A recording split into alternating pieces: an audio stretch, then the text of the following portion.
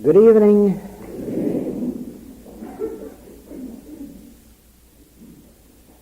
Let us take some of these questions. Is God directing a life offered in service before conscious contact has been made? As in the case of a student in the initial stages on this path. Actually, nobody enters this path unless God directs him. If it were possible for a human being to be on this path of their own accord, every human being in the world would be on this path because the fruitage is so rich. The peace, the satisfaction, the joy, the harmony is so abundant that everyone in the world would be on the spiritual path if they had the capacity to be there, but they haven't. You have not chosen me, I have chosen you, saith the Lord. And therefore, if you are on the spiritual path, it means that already the grace of God has touched you. If you find it possible to continue on the spiritual path, it will mean that the grace of God is with you, because you cannot make a single step on this path without the grace of God, without the finger of God having touched you. And so it is that regardless of what stage we may find ourselves, and regardless of what problems we may be called upon to go through, as Jesus was called upon to go through persecution and finally crucifixion, regardless of that, it was the grace of God that enabled him to go through, because without the grace of God, he couldn't have taken that persecution. Without the grace of God, he couldn't have taken the crucifixion. And so it is that no one will ever be found on the spiritual path unless they have been touched by the grace of God. Could you very kindly tell us how to deal with inertia?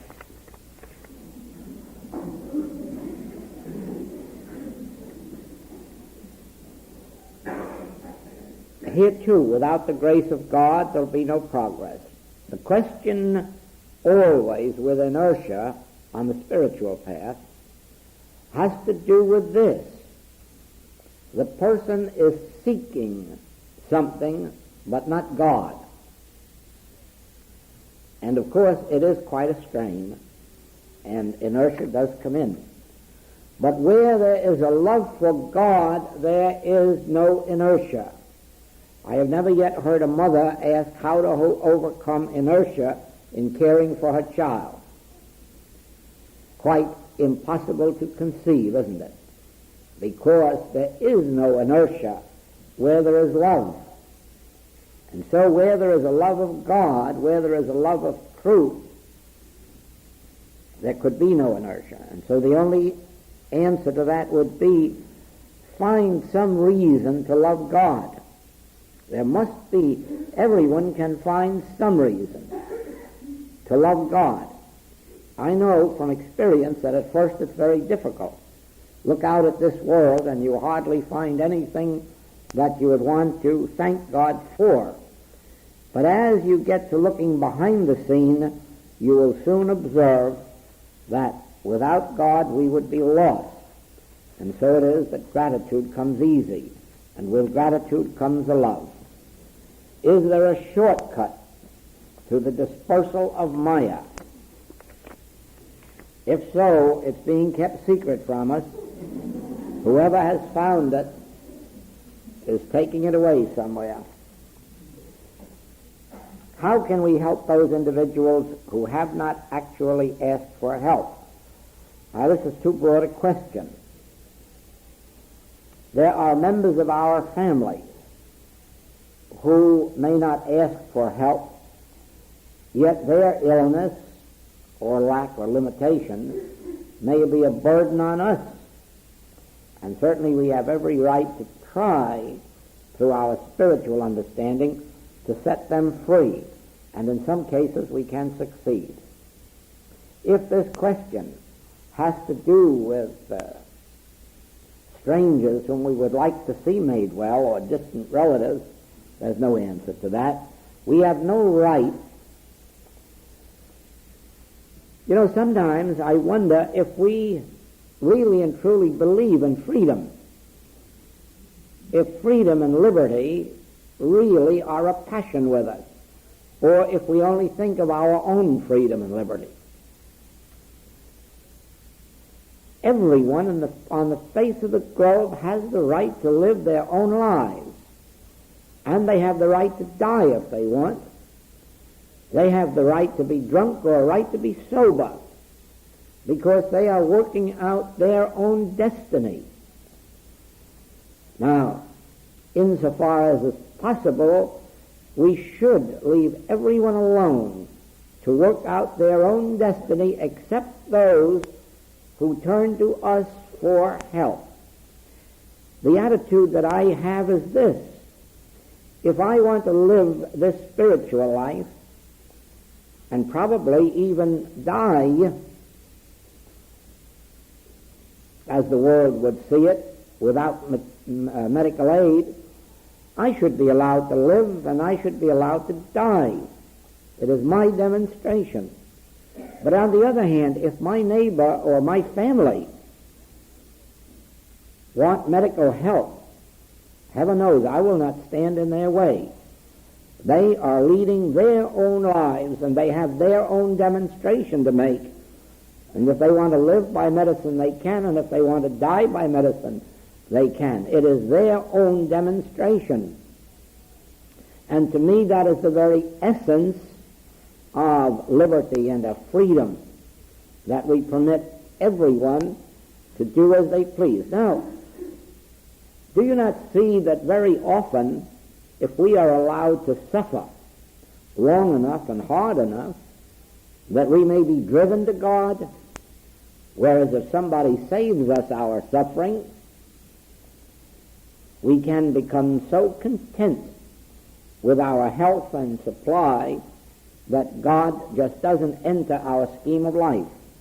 And so it is that unless it was someone affecting my own demonstration, I would certainly leave this world alone to live and die as it sees fit. You often speak of the contact and the mystical experience. How would you differentiate between them? Degree. In degree. The contact is an awareness of the presence of God, but a mystical experience goes far deeper than that. It goes into the realm of an actual period of time in which one is living, actually consciously one with God. In the Gospel of St. John, at the marriage feast in Cana, it is said, "And when they wanted wine, the mother of Jesus saith unto him, They have no wine. Jesus saith unto her, Woman, what have I to do with thee? Mine hour is not yet come." Please, can you tell us why Jesus made this reply at this particular moment?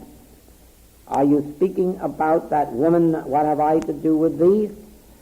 That remark is usually attributed to the fact that he was trying to indicate that he was living his life separate and apart from his human mother and was not listening to her, obeying her, taking orders from her, or considering her in his spiritual life and demonstration. Whether or not this is so, I do not know, because it is one of those passages that might well have been changed through many, many translations. On the other hand, running through that is a favorite theme of the Masters, that you must leave mother and brother, sister, father, and all of these for my sake. In other words, that in our spiritual demonstration, we are not to be influenced by even our closest relatives, but if necessary, ignore what their wishes or desires may be, and follow our own light.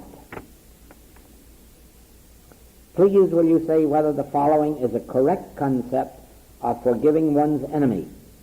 Since there is only one being, I have no enemy out there to forgive.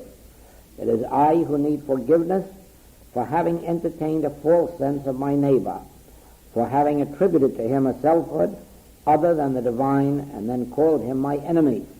And that is partly true. You will find this subject covered quite at length in the chapter Love Thy Neighbor, in Practicing the Presence, and in the chapter Relationship of Oneness in the new book, The Art of Spiritual Healing. And incidentally, those two chapters are the chapters that I use and recommend for all problems of human relationships at any level.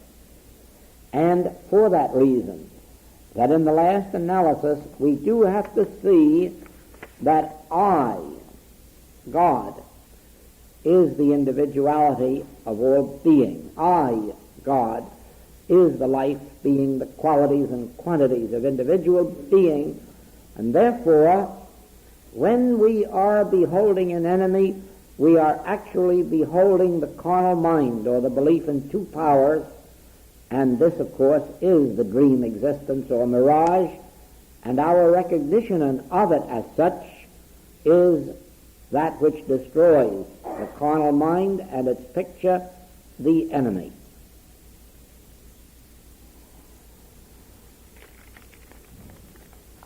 In the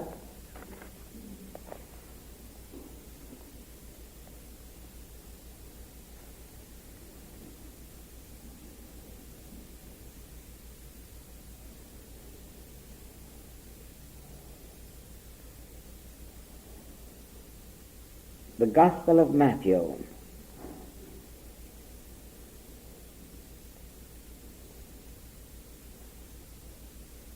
but what went ye out for to see? A prophet? Yea, I say unto you, and more than a prophet. For this is he of whom it is written, Behold, I send my messenger before thy face, which shall prepare thy way before thee. Verily I say unto you, among them that are born of women, there hath not risen a greater than John the Baptist. Notwithstanding, he that is least in the kingdom of heaven is greater than he. This passage describes exactly the entire theme of the message of Christ Jesus, that which was originally intended to be Christianity.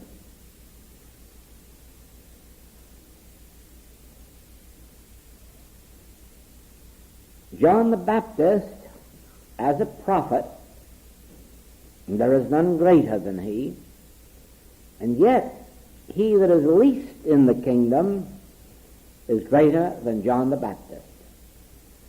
In other words, regardless of how fine, honest, pure you may be, according to the Ten Commandments, regardless of how you obey the law, and to what extent you obey the law, you still are less than the least of those in the kingdom of heaven, because John the Baptist, in his obedience to the law, was obedient only to the law. He made the law his God, and thereby forgot the one true God. So it is that the actual mission and message of Christ Jesus was this: you have heard it said of old. And then we have a long list of what ye heard said of old. And We have the law of Moses, and we have all the laws of the synagogue. But Christ Jesus came not to give the law, but grace. Not to put us under obedience to the law, but lift us out of the necessity of law into grace. Now,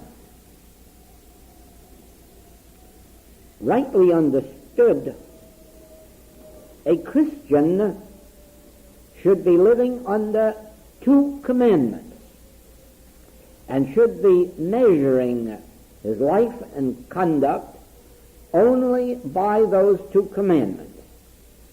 Do I love the Lord my God with all my heart and with all my soul, with all my mind? Do I love my neighbor as myself? Now, when an individual takes these two commandments and begins to work with them, he finds, of course, that they have a meaning far greater than what appears merely in the words. In other words, what do we mean by "Thou shalt love the Lord thy God with all thy heart, with all thy soul, with all thy mind"?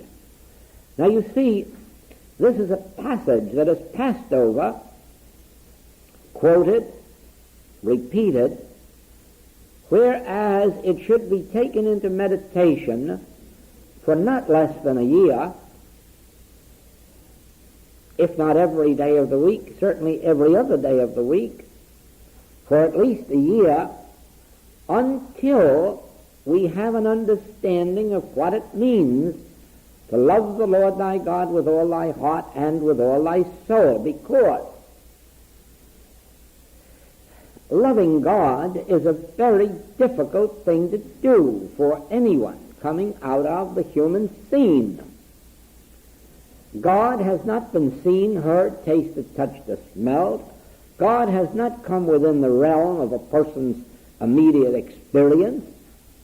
And in the human life, one has experienced so much of trial and tribulation that we have the right to wonder, why should I love God with all my heart and with all my soul and with all my might? And as a human being, I think you can well agree that there really is no reason, because God is not doing much for the human race. God is not doing too much for humankind, if you can judge by newspapers, televisions, radios. The human race is getting along very badly, and God seems to be doing nothing about it. And of course, this makes one wonder, how can I love the Lord my God supremely, with all my heart, with all my mind, with all my soul? And you will find right here the wisdom in that statement that the things of God are foolishness with man, but the things of man are equally foolishness with God. It is only in your meditation and contemplation that you will begin to perceive what heretofore you have taken for granted without realizing. But for the activity of God, the love of God, the laws of God, we really would be in trouble. In other words, without God actually governing this universe, think what would be happening in the realm of the stars and the planets, the earth, the other worlds. Without the actual presence and power and law and love of God, think what would be happening in the realm of our plant life, vegetable life, animal life. Think of the disasters that could happen if roses happen to grow on apple trees, and apples only grew at the Arctic Circle.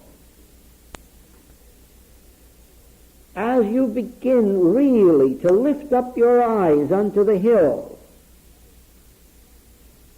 as you mount spiritually and begin to perceive God in action in this universe, eventually you will be led to one of the greatest revelations that could come into your life, for you will discover that there are no disasters in the kingdom of God, no sins and no diseases and no deaths, that all of this is in the realm of man and the things that man governs and controls.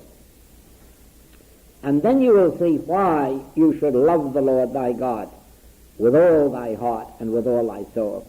Then you will understand that only the grace of God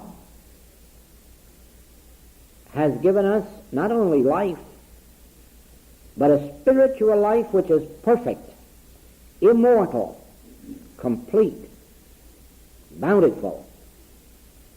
You do not perceive this on the human level, because looking at this human level, you witness what the hand of man has done to us. You witness what man's inhumanity to man has done to us, and what man's ignorance of truth has done to us. And you're almost apt to blame God. Whereas, lift up your eyes into the hills, lift your consciousness above this earth plane, and begin to look at what is taking place behind the visible world. As we have brought out here, either in this class or in the lecture series before the class, go to the park and watch these new blooms coming in flowers and fruits. Watch these forces of nature as they operate season after season after a pattern laid down by the divine.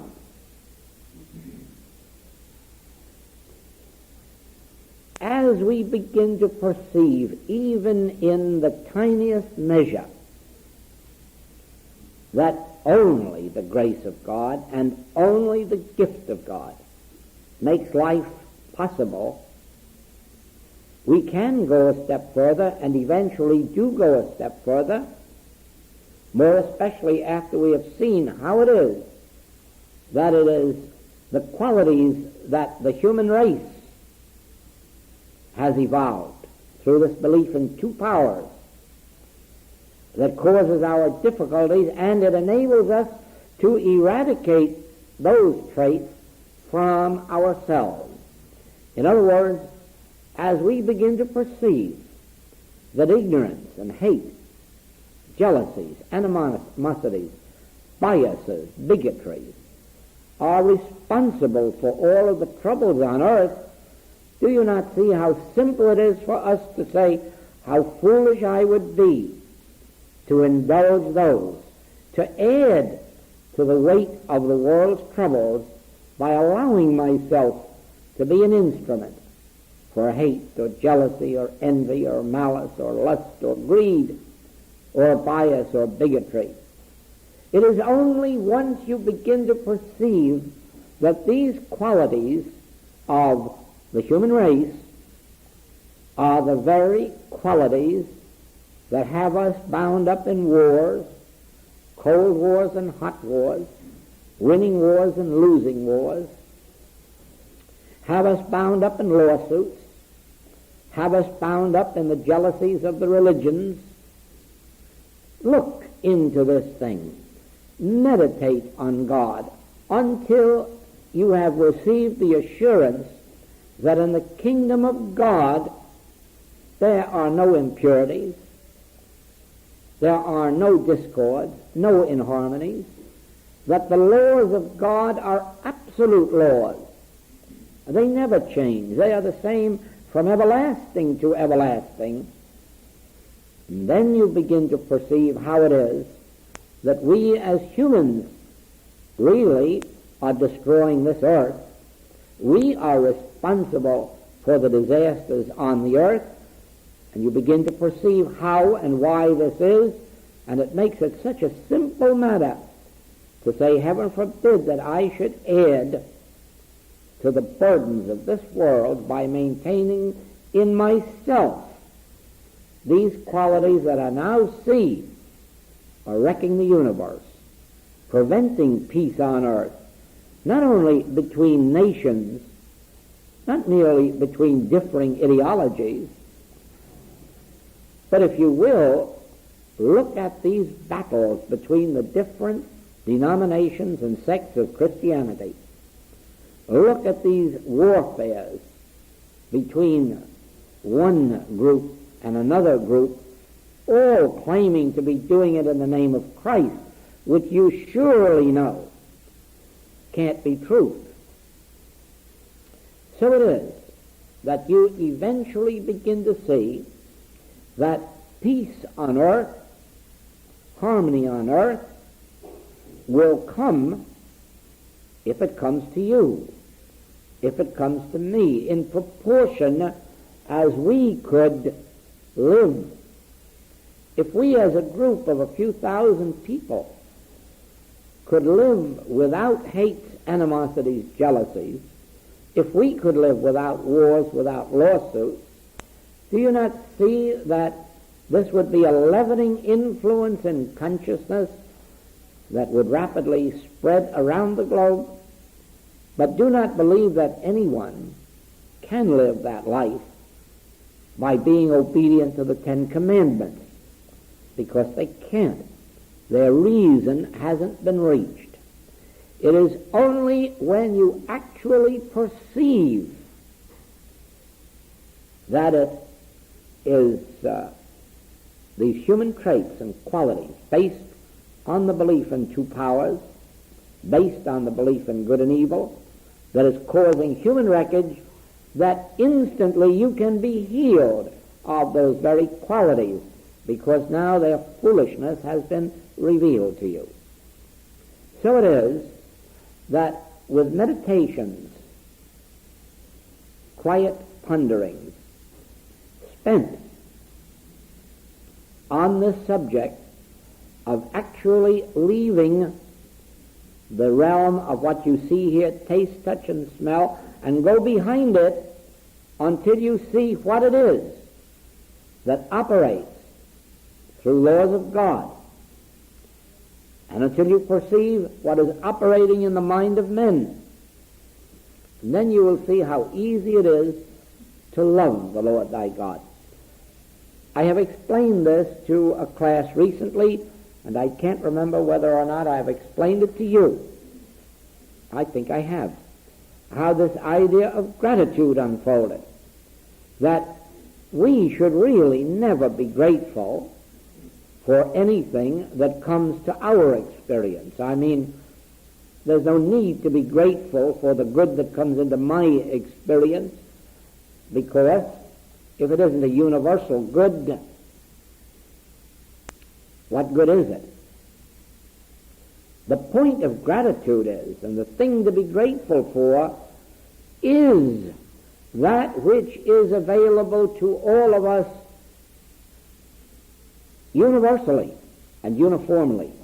In other words, think how grateful we should be for the laws of nature that provide us with the food we eat, the air we breathe, the rain that is so important in our experience, the seasons of the year. Think what gratitude should fill us to know that regardless of what country we travel in on the face of the globe, 2 times 2 are always found to be 4. Do, re, mi, fa, sol, la, si, do, or do, re, mi, fa, sol, la, si, do, in any country and every country. Music is music. Mathematics is mathematics. The scientific laws are the same in every country on the globe. You can build automobiles anywhere as long as you know the laws of automotive engineering. You can build airplanes or drive them.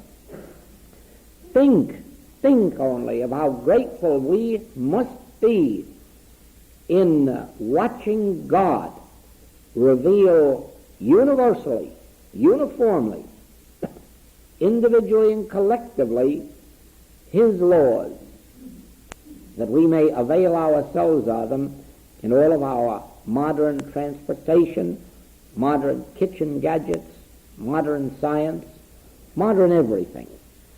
Think, all of these are products of laws that have existed ever since time began. When you stop to think of this, you really find your heart welling up with gratitude. So, once we have perceived a reason for loving God supremely, it is easy to love God supremely and acknowledge God in all our ways, and acknowledge God as omnipotence and omnipresence, because in these meditations we have actually had revealed to us omnipotence, omnipresence, omniscience. We have actually come to the experience of seeing that these three words are really truth. And not only that they are truth, they are the truth of being upon which we can rely for our life's demonstration. And then we really can love God supremely. And then as we go to the next, to love thy neighbor as thyself. When we think of our neighbor as a human being, you know how ridiculous it is to talk about loving thy neighbor as thyself. You know that it really isn't intelligent to ask anyone to love their neighbor, especially some of the neighbors we can think about.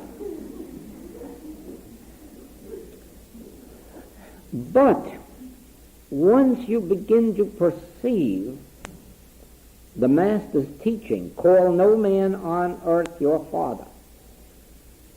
There's only one Father, and that makes us all brothers and sisters throughout this globe. After you've spent a few hours pondering that, you really look around this globe with an entirely different idea. You will be thinking of the men and women of this world with an entirely different idea.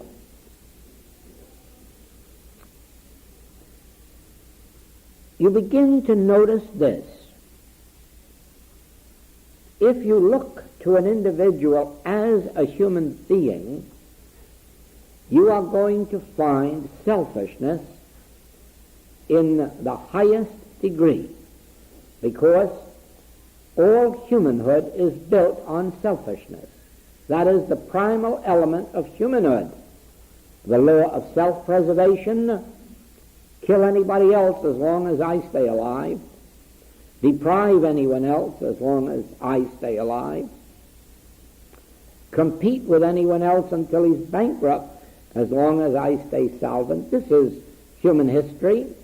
This is human relationships at its present level of civilization. Build greater bombs and throw them first. You know, we're really not building these bombs just for 4th of July celebrations. They're really being bombed with the idea of wiping out races, peoples, continents. And if you think for a minute they're not being built for that, you're really fooling yourselves. They're being built for destructive purposes and for the destruction of whole nations. And it makes no difference who's building them. Don't ever let anyone tell you that they aren't being built for use. If you think they aren't, just go back and remember the blockbusters of the last war. You'll find out they were built for use too, although we like to tell ourselves they were only built for defense. But defense is murder too. And they weren't only used for defense. Now, when you look at humans, and the actions that govern humans, you will find any reason, except in isolated cases, for loving thy neighbor as thyself. It is only when you look up into those hills again, get up on the mountaintop of spiritual realization, and begin to perceive the nature of the real man, your neighbor. Begin to perceive that God constitutes his being. God constitutes his life. God constitutes his mind and his soul. Begin to perceive the real nature of man, and not only you will love him, but you will bring out in him the nature that will compel you to love him. In other words, all spiritual demonstration of human relationships is dependent not on the other fellow, but on you. In other words, while here and there you may find an exception, you will find that this is the rule. The very moment that you begin to acknowledge that there is only one God, regardless of how many churches there may be, there is only one God. And that God is the creative principle of every man, woman, and child on earth.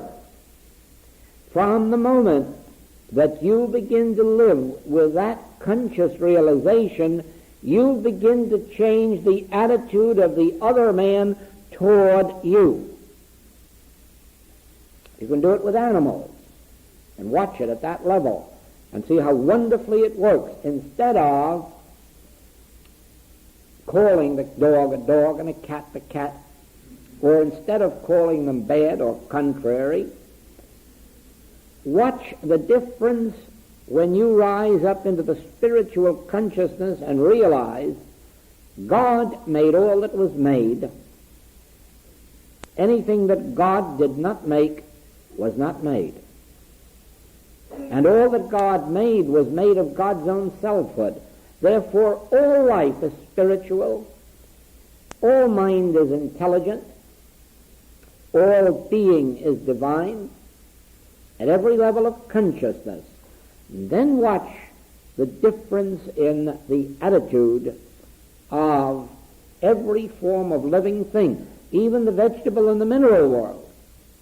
Watch their response to your realization that they are not inanimate. They are not inanimate matter. They are living particles. All part of the one life, an expression of the one intelligence. Now,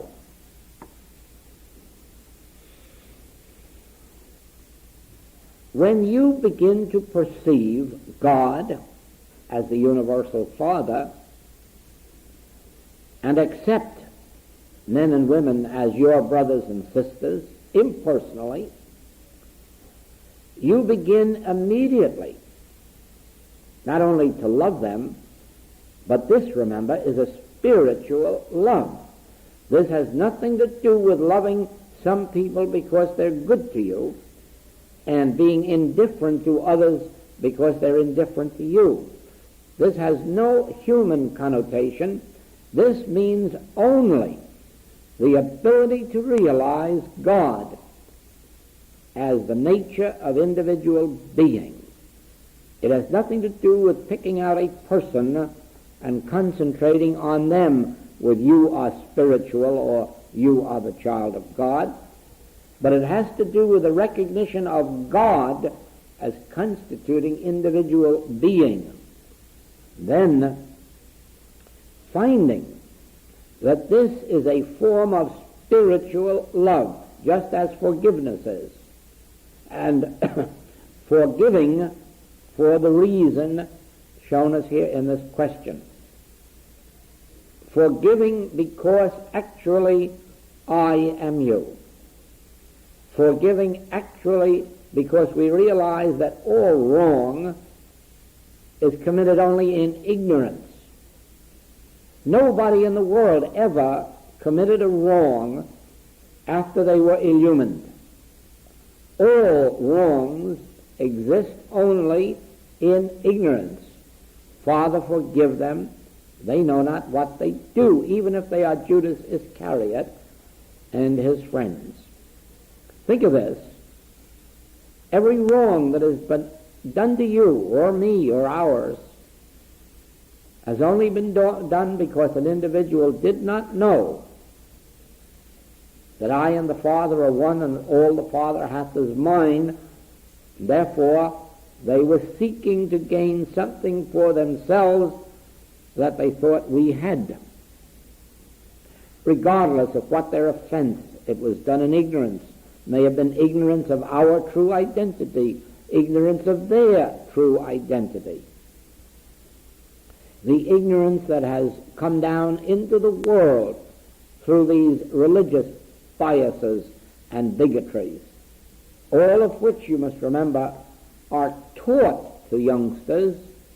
No one picks it up of their own accord. It has to be taught to them, or they wouldn't have it. And so it is, they pick it up ignorantly, not realizing that this is being given to them by someone they consider as authority, but someone ignorant really of what they're teaching. So it is. It is so easy to forgive once you understand the motive of those who are doing the wrongs. Once you see those who are tempted with lack and see them steal or lie or cheat, you can almost understand it. And you can also understand that it is ignorance, because if they had the illumination, they would know that I and the Father are one. They would know that God is the source of our good, not somebody else. And so it's only in their ignorance of their own heritage, of their own relationship with God, that one would lie or steal or cheat. So it is. Here are two commandments which would change, obedience to which, or understanding of which, would change the very lives of every person on the face of the globe and render wars impossible, lawsuits impossible, wrongs, injuries impossible. But you can also see that to attain that means attaining a height of consciousness. It means attaining a realization of one's identity. It means attaining the realization of the identity of all men, since there is but one Father, one creative principle. It would be possible to have 10,000 times 10,000 religions and no discord among them, if all would agree that there is only one God. At the present time, the agreement is there is only one God, but it's ours. But the very moment that all churches would agree there is but one God, do you not see how that would wipe out most of the hates from the face of the earth? Because most of the hates are only engendered by the belief that we have the one true God and you are going to the other region. Well, to make this transition from living under the law to living under grace means that it is necessary to rise above the limitations of the human mind with its two powers, its good and its evil, its wrong and its right. It means rising above judging by appearances. It means understanding the spiritual nature of your being and of mine and of his and of hers, and of witnessing that which takes place. You know, it is said that all life lives off of other forms of life. It has been pointed out that the cats, for instance, chase the birds and kill them, and the dogs chase birds and kill them, and the lions chase the smaller animals in the wilds, and it is considered that this is their nature. Don't ever believe it. This is human nature which they are patterning. It is not their nature at all, and I have been witnessing this for as many years as I am in this work. I have taken literally dozens upon dozens of cats and dogs and given them a treatment, and watched that never again did they chase birds. It is not the nature of a cat or a dog to chase a bird. It is the nature of the human to prey upon the lesser forms, and the animals in our consciousness merely take on our consciousness. And the moment you free them from it, they are freed. Not only that, we go a step further. When you treat spiritually an animal, and you know you're not giving it an oral treatment and telling it to read 12 pages of a book, do you know that after you have given an animal a treatment, that animal not only knows you, even if it never did before, but that from that moment on there is a bond between you and that animal that animal never forgets or lets go. That animal, if it sees you out in a crowd, will run after you. It will find you wherever you are, merely from the spiritual bond that has been established by your treatment. And I have been witnessing this for 30 years. And I know how very, very true it is. Once we establish a bond with an animal, that animal is a lifelong companion. That animal would recognize us anywhere, at any time, even if it had never seen us before we gave the treatment. Watch these things with your animals, and then you will know what a joy you've got ahead of you when you begin to realize that there is a spiritual bond between every human being on earth because of our divine sonship, meaning our brotherhood and sisterhood.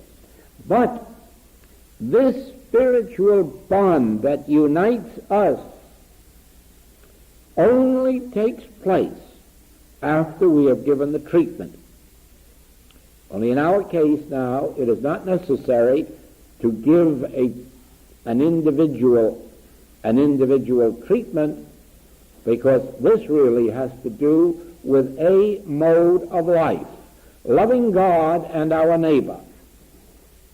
And the moment I recognize God to be the one Father, the one creative principle, the moment I recognize all men everywhere, all women, all children everywhere, to be part of my spiritual household, of my spiritual family, instantly I have set up this spiritual bond. And with the rare exception of those who are really adamant in their error or evil for a time, with the exception of those, all of the world responds to me as a brother or sister with impersonal love. And you note it wherever we travel, and not only among Infinite Way students. No. We find it in the hotels, with the help, in transportation, with the help. Wherever we travel, wherever it is this invisible bond comes to the surface and reveals relationships that you cannot really even speak about. You begin with your own meditation. Take this form of meditation for a year of rising above the appearance world and trying to see what God's relationship is to this world, how God operates, how God's laws maintain and sustain. Stay way up there watching God maintain, sustain this universe, even in bringing forth life every season. There too, you know, from appearances you would judge that there are deaths every year. The trees die, plants die, flowers die. There is no such thing. It is only that outer shell or form that drops away. The life itself never dies. That is just exactly as if we lost a hand or an arm. It does not mean we have died. And if we lost all 2 hands and 2 feet and 2 arms and 2 legs, we still have not died. Just bits of the shell have been thrown away. And so it is that even at the ultimate experience that we call passing from sight, we do not die. It is only the shell that drops off, making room for that next one, just as your dormant rose bush is now making room for the rose bush that is to come, the roses that are to come on that bush next. And so it is that as the fruit is taken from the tree, life remains. The life of the fruit remains.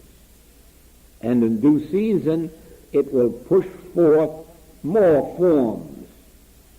And so you will find that your life is indestructible because God is your life, and you never lose it. All you lose are the shells, the outer forms, and that only for the reason of taking on new ones. So it is, when you realize the word I, and now you close your eyes, and to yourself, gently, softly, say I.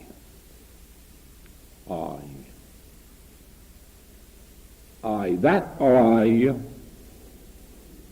is not anywhere inside my body. That I is not my body, it is me. But I could be examined from head to foot, and nobody would find me in the body, for I am not in the body. I am not in the body. I am the intelligence which uses this body. I am the life which uses this instrument. I am the